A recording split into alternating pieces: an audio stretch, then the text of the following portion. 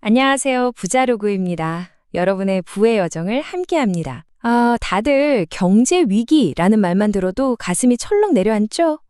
그런데 말이에요. 바로 그 위기 속에서 어떤 사람들은 오히려 일생일대의 기회를 잡는다고 합니다.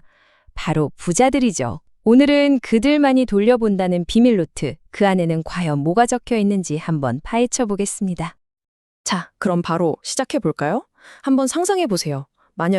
정말 만약에 바로 내일 우리가 겪었던 IMF 외환위기 같은 엄청난 경제 충격이 다시 온다면요?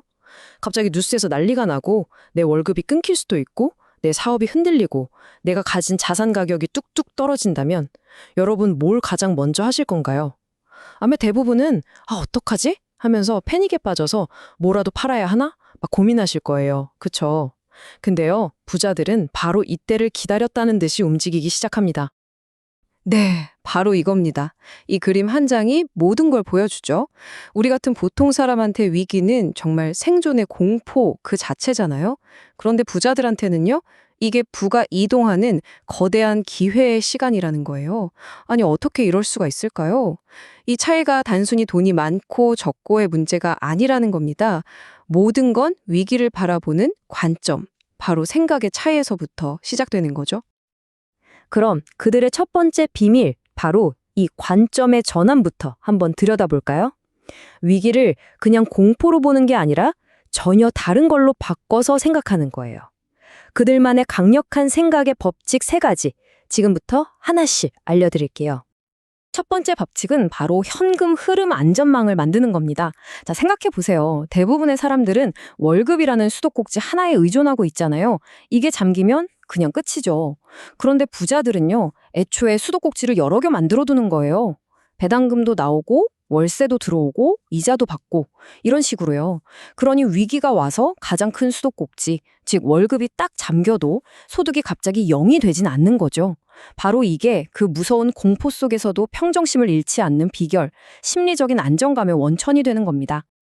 와, 두 번째 생각은 진짜 충격적일 수 있어요. 바로 이겁니다. 자산 폭락은 세계 최대의 할인 행사다. 라고요. 아니, 내 주식 계좌는 반토막이 나서 피눈물이 나는데 이게 세일이라니요? 부자들은 바로 이렇게 생각하는 거예요. 평소에는 너무 비싸서 엄두도 못 냈던 그런 최고급 자산들을 말도 안 되는 가격에 살 수 있는 기회라고 보는 거죠. 마치 백화점 VVIP들이 1년에 딱 한 번 있는 파격 세일 기간만 손꼽아 기다리는 것처럼요.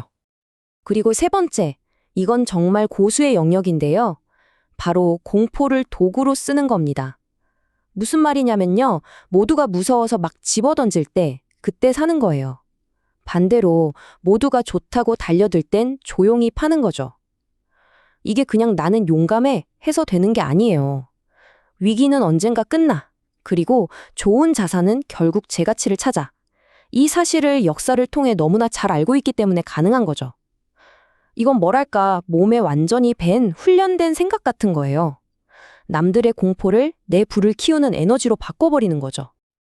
자, 그런데 이런 엄청난 생각들이 그냥 하늘에서 뚝 떨어지는 건 아니겠죠? 당연히 철저한 준비가 있어야 합니다. 여기서 중요한 포인트. 부자들은 미래를 예측하려고 애쓰지 않아요. 대신 어떤 상황이 와도 대응할 수 있도록 미리 대비를 해두죠. 그럼 지금부터 우리도 따라할 수 있는 구체적인 6단계 준비 계획을 한번 살펴볼까요? 네, 바로 이 6가지 단계가 위기를 기회로 만드는 시스템의 핵심 설계도라고 할 수 있습니다. 생명줄 확보하기, 빚 관리하기, 위험 나누기, 총알 준비하기, 나만의 레이더 만들기, 그리고 마지막으로 마음 훈련까지. 자, 그럼 하나씩 제대로 한번 파헤쳐 보겠습니다. 첫 번째 단계는 바로 생명줄 확보입니다. 이게 어떻게 보면 가장 기본인데 사실 가장 중요해요. 왜냐하면 위기가 닥치면 뭘 사서 돈 벌 생각보다 일단 살아남는 게 먼저잖아요. 그러려면 최소 6개월치 생활비 정도의 비상자금, 그리고 월급 말고 단돈 10만 원이라도 좋으니까 추가로 들어오는 돈줄. 이 2가지는 다른 건 다 못해도 이건 꼭 해야 하는, 절대 타협하면 안 되는 최우선 과제입니다. 두 번째는 빚 길들이기예요. 근데 빚이라고 다 똑같은 빚이 아니거든요. 핵심은 뭐냐면 내가 버는 돈에서 원금이랑 이자로 나가는 돈의 비율, 이걸 DSR이라고 하죠. 이걸 30% 밑으로 관리하는 게 정말 중요합니다. 특히 금리가 막 오를 때 제일 무서운 게 신용대출이나 마이너스 통장 같은 거잖아요. 이런 나쁜 빚부터 얼른 정리해야 합니다. 위기 때 이자 부담만큼 무서운 적이 없거든요. 세 번째, 위험 분산하기입니다. 여러분, IMF 때 우리나라 원화 가치가 거의 반토막 났던 거 기억하세요? 내 모든 재산이 원화로만 있다면 정말 끔찍한 일이 벌어질 수 있어요. 그래서 전체 자산의 최소 30% 정도는 달러 같은 해외 자산으로 나눠두는 게 이제는 선택이 아니라 필수입니다. 근데 왜 하필 달러냐고요? 달러는 전 세계가 이건 안전해 라고 믿는 기준이 되는 돈이거든요. 우리나라 경제가 흔들릴 때 이 달러가 내 자산을 지켜주는 아주 튼튼한 방패 역할을 해주는 거죠. 자, 네 번째. 이게 진짜 중요합니다. 바로 기회를 잡을 총알을 준비하는 거예요. 총알이 뭐냐고요? 바로 현금이죠. 생각해보세요. 아무리 백화점이 90% 세일을 해도 내 지갑에 돈이 없으면 그냥 구경만 해야 하잖아요. 똑같습니다. 부자들은요, 전체 자산의 10에서 20% 정도를 늘 현금으로 가지고 있어요. 그러면서 때를 기다리는 거죠. 모두가 공포에 빠져서 막 던질 때 이 총알을 가진 사람과 못 가진 사람은 사냥꾼과 사냥감으로 운명이 갈립니다. 다섯 번째는 나만의 레이더 만들기입니다. 이게 뭐냐면요. 더 이상 막 자극적인 뉴스 제목 같은 거에 휘둘리지 말자는 거예요. 대신에 여기 나오는 환율, 금리, 외환보유고 같은 객관적인 숫자들, 즉 데이터를 꾸준히 보는 습관을 들이는 겁니다. 내 감정이 아니라 이 데이터들을 보고 판단하기 시작할 때 비로소 남들이랑은 다른 아주 냉정한 결정을 내릴 수 있게 되는 거죠. 자, 좋습니다. 이제 생각도 바꿨고 준비도 했어요. 그럼 진짜로 위기가 닥쳤을 때 부자들은 도대체 어떻게 움직이는 걸까요? 지금부터 그들의 실전 시나리오를 한번 들여다보겠습니다. 이건희 회장이 남긴 이 말이 모든 걸 설명해 줍니다. IMF가 터지기 직전에 이 회장은 모든 계열사에 지금은 공격적으로 투자할 때가 아니다. 무조건 현금을 확보해라 라고 지시했어요. 그 결과가 어땠을까요? 다른 기업들이 다 돈이 없어서 쓰러질 때 삼성은 바로 그 현금으로 반도체 같은 핵심 사업에서 경쟁자들을 아예 따라오지도 못하게 만들어버렸죠. 이게 바로 준비된 사람의 실행력입니다. 워런 버핏도 똑같았어요. 1998년에 아시아 외환위기 터졌을 때 모두가 무섭다고 아시아 시장에서 돈을 막 빼갔거든요. 근데 버핏은 뭘 했냐? 코카콜라처럼 위기가 와도 절대 망하지 않을 그런 위대한 기업들의 주식을 조용히 사모았어요. 남들의 공포를 좋은 회사를 싸게 살 수 있는 최고의 기회로 본 거죠. 정말 관점 하나가 모든 걸 바꾸는 순간입니다. 경제 위기를 가만히 들여다보면요. 보통 이렇게 3단계 패턴으로 흘러가더라고요. 뭔가 스물스물 불안감이 올라오는 전조기, 그리고 공포가 최고조에 달하면서 모든 게 폭락하는 충격기, 마지막으로 서서히 안정을 찾아가는 회복기. 중요한 건 각 단계마다 우리가 해야 할 일이 명확하게 정해져 있다는 겁니다.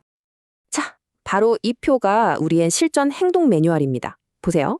위기가 올 것 같은 전조기에는 달러 비중을 늘리고 주식 같은 위험한 자산은 좀 팔아서 현금으로 바꾸는 거예요. 그리고 공포가 극에 달하는 충격기.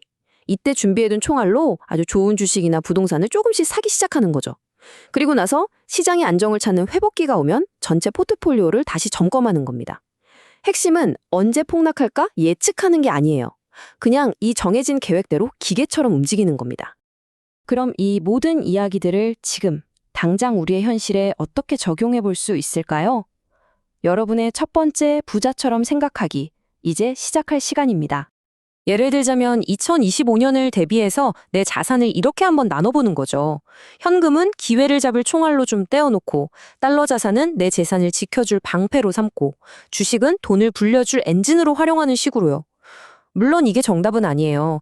여러분 각자가 자신만의 계획을 세울 때 참고할 수 있는 일종의 나침반이라고 생각하시면 좋겠습니다. 오늘 제가 드린 여러 이야기들 중에서 딱 하나만 기억해야 한다면 바로 이겁니다. 이 모든 건요, 내가 가진 돈이 많고 적고의 문제가 아니라는 거예요. 위기를 어떻게 바라보느냐 하는 관점, 그리고 얼마나 철저하게 준비하느냐에 모든 게 달려 있다는 거죠. 부자처럼 생각하고 준비하는 거, 이건 지금 돈이 없어도 괜찮아요. 오늘 당장 누구나 시작할 수 있습니다. 그렇다면 마지막으로 여러분께 한번 여쭤볼게요.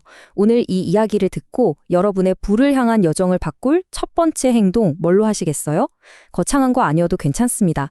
당장 내 비상자금이 얼마인지 한번 계산해 보는 것, 혹은 은행 앱을 켜서 달러 통장 하나 만드는 아주 작은 행동. 바로 그게 위기를 기회로 바꾸는 정말 위대한 첫걸음이 될 겁니다. 부자로그는 여러분의 부의 여정을 함께합니다. 구독과 좋아요, 알림 설정은 큰 힘이 됩니다.